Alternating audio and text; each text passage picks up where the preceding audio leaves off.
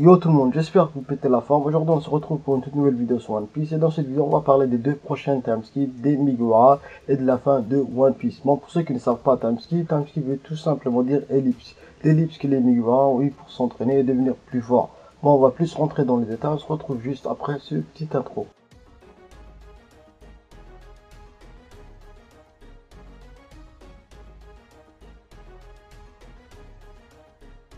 Bon, comme vous le savez tous, le premier timeskip a rapporté beaucoup de bien aux Mugiwara. Ils ont plus mûri et ils ont compris qu'ils étaient encore loin d'être aussi forts que certains personnages dans One Piece. D'ailleurs, Oda a affirmé que la puissance actuelle de Usopp est équivalente à celle des Zoro d'avant le timeskip.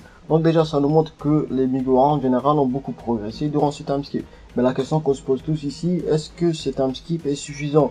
Bien sûr que non, ils ont besoin d'au moins deux autres timeskips pour battre les Yonko et d'autres personnages puissants dans One Piece. Le gros problème chez les Mugiwara, personne s'entraîne à part Zoro. C'est là d'où provient le manque de puissance des Mugiwara. Par exemple, dans DBZ, Hunter x Hunter ou bien même Naruto, les personnages s'entraînent et c'est ainsi qu'ils progressent. Or, dans One Piece, c'est très rare de voir ça. La scène qui me passe par la tête maintenant, c'est celle de Sabo avec Kuma et Drago. Et je pense que c'est la seule scène qu'on voit vraiment un personnage de One Piece s'entraîner correctement. Donc la question qu'on se pose tous maintenant, c'est quand est-ce que ce deuxième timeskip va arriver? Moi, personnellement, je pense que c'est lors de l'affrontement entre Luffy et Kaido. C'est là que les Mugiwara vont comprendre qu'ils ont encore besoin d'entraînement et qu'ils doivent encore devenir plus forts. Pour battre Kaido, je ne pense pas que le Gear 4 peut vraiment le battre. Et c'est pareil pour Jack. Zoro ne va pas réussir à le battre, même si on n'a pas encore vu l'étendue de toute sa puissance. Mais Jack a quand même une prime de 1 milliard de berry. 1 milliard putain, alors que Zoro n'a que 320 millions de berry comme prime. Donc ça nous montre qu'il y a un écart assez énorme entre les deux. Bon, après voilà, je sais que les primes ne mettent pas en valeur la puissance de la personne. Robin avait une prime de 78 millions de berry alors qu'elle n'était qu'une enfant. Elle avait ses primes parce qu'elle sait lire le poneglyph, donc elle était dangereuse pour le gouvernement mondial. Mais c'est pas pareil cette fois-ci. Jack est une brute qui a détruit beaucoup de villes et c'est à cause de ça que sa prime est énorme. Je ne pense pas qu'il détient un secret contre le gouvernement mondial, mais bon voilà, après je peux me tromper. Moi je me suis un petit peu écarté du sujet de la vidéo. Bon, comme je l'ai dit précédemment, le deuxième timeskip va se produire quand les Mugiwara auront compris la puissance de Kaido. Bien sûr, ce deuxième timeskip ne va pas durer longtemps, juste quelques semaines, histoire de parfaire leur pouvoir. Luffy ne maîtrise même pas son Gear 4 à 100%.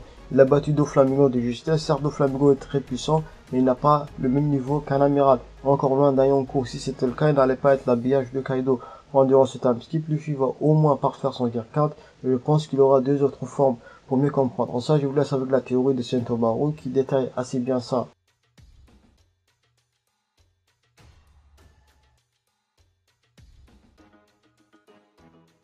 Maintenant parlons du troisième timeskip. Bon, pour ce troisième timeskip, j'ai pas beaucoup d'informations, mais je pense qu'il va se produire vers la fin de One Piece, avant le combat final des Mugiwara contre, je pense, Barbe Noire. Lui, comment Barbe Noire progresse, sérieusement il est passé d'un simple pirate à empereur.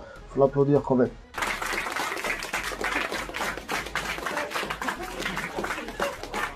Bon, durant ce troisième timeskip, Luffy va maîtriser son fruit du démon au max et il va l'éveiller.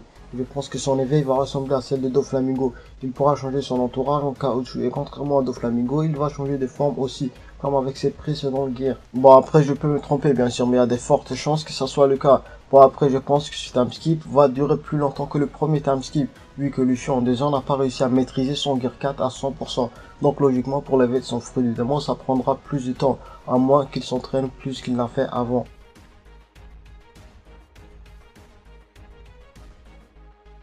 Bon, maintenant on va rapidement parler de la fin de One Piece. D'après la traduction d'Old Blue Channel, Oda a affirmé qu'il ne reste que 30% avant la fin de One Piece.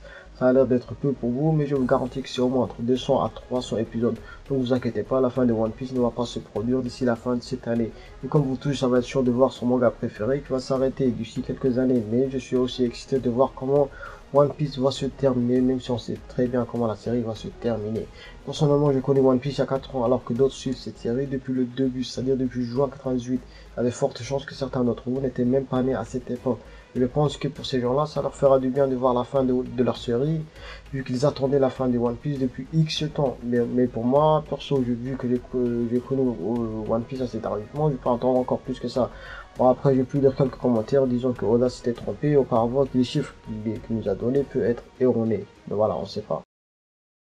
Bon, c'est tout ce que j'avais à dire les gars. N'oubliez pas de laisser un like, de partager cette vidéo et de vous abonner. Sur ce les Nakama, ciao. Je fais des signes, je parle le QLF. Je brûle mes souvenirs, j'éclaire le bénéf. Cœur de billet, j'attends qu'on me crève. Et sur le 22 c'est toujours Casper. Y'a un seul de couilles pour leur faire.